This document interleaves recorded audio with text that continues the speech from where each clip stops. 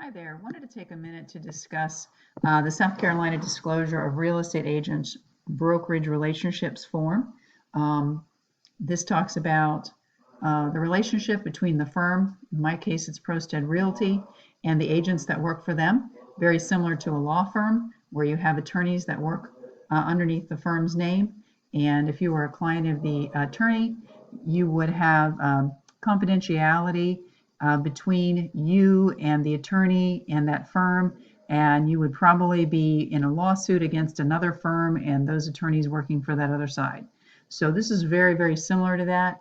Our firm's Prosted Realty, and instead of having an attorney, you have a real estate agent, and we all work for that brokerage firm out there. And typically, when we're in a transaction, we only have one client, which would be you. That's called single agency.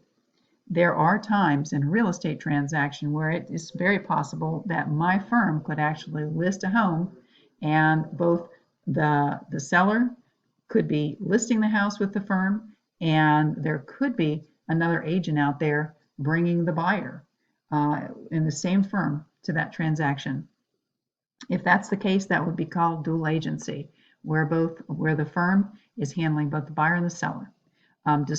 Disclosed dual agency is where everybody, the person who is handling this transaction, knows both parties very well, knows their circumstances and situations and their motivations, but they cannot disclose that to the other party. But they're still going to do that transaction, and everybody is okay with that situation. That usually happens when a firm is like a single agent firm, and somebody calls on a sign, and that agent out there listed the property, and he's going to handle the buyer for that property as well. So that's typically the situation that you see, or not necessarily a typical situation, but that is usually how that would occur.